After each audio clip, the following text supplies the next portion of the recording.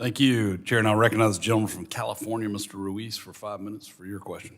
Thank you, Mr. Chairman. As an emergency medicine physician and previous command physician for the city of Pittsburgh during my residency at the University of Pittsburgh affiliated residency in emergency medicine, I understand that when someone dials 911, they're often experiencing the worst moment of their life. They expect their call to go through, that the dispatcher can locate them, understand the situation, and send help immediately. Unfortunately, in too many communities across this country, including parts in my district in the Coachella Valley and Imperial Valley that I represent, that expectation is not always met. In my district, first responders cover vast rural areas, agricultural communities, tribal lands, and desert terrain. During extreme heat events, wildfires, flash floods, or medical emergencies, reliable communications can mean the difference between life and death. You all know that speed is a factor during emergencies. And yet many 911 centers still operate on legacy systems that cannot handle modern data, are vulnerable during disasters, and struggle to interoperate across jurisdictions. Copper wire theft has compounded these challenges, leaving some communities without reliable landline service and further jeopardizing access to emergency help. That is why next generation 911 is so critical. NG 911 allows text, images, video, and precise location data to reach dispatchers' capabilities increasingly necessary when a caller cannot speak, does not know their exact location, or is calling from a mobile device. But technology alone is not enough. Congress must ensure that policy, funding, and governance structures allow these systems to function when they are needed most. Captain Bernardo, what are the main barriers, financial, regulatory, technical, or all of the above, preventing rural and underserved communities like the Coachella and Imperial Valleys from fully adopting next generation 911?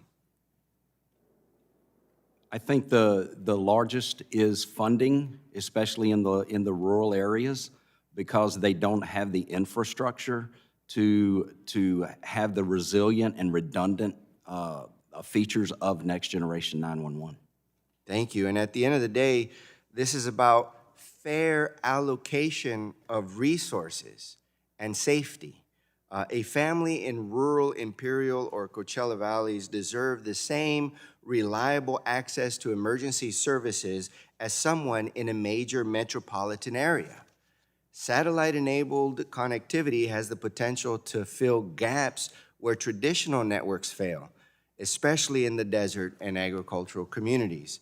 Mr. Gerst, first you and then Ms. Manner, how can satellite technology support wireless customers' access to public safety communications and improve reliability during outages and disasters? Congressman, thank you for that question. I think it's safe to say that wireless has reset consumers' expectations on public safety.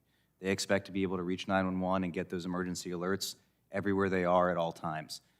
We've been working for years to build out our networks in as far as they can go, but there have been areas that we just can't reach, particularly in rural and remote areas. We're very excited about the new partnerships that the wireless industry is entering into with satellite companies to be able to extend those services, to extend the reach of 911 communications and emergency alerts out to those areas.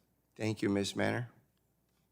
So thank you. I think it's one important thing to know. It's not just when the terrestrial network isn't available, it's when the terrestrial network isn't adequate, isn't of a high enough quality. And satellite can complement the terrestrial wireless operations to provide that additional connectivity, especially in areas where maybe you don't have the best of service. So I would add that that's an important consideration.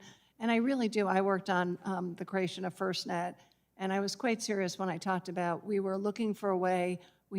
I did the funding analysis for FirstNet for how it was funded, and we knew there was only enough money to provide service to a certain percentage of population coverage across the U.S. So to get handheld service, direct-to-device broadband service out to the first responders in areas like your district, I think is critical, and you're never going to get there with terrestrial alone.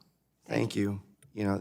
This is a continuum of emergency care that we need, all the way from recognizing the emergency, calling, having the first responders respond quickly, having an emergency department, potentially an ICU, and saving a person's life, keeping them alive, and seeing them walk out the hospital. This is one component of that continuum of emergency care. Thank you.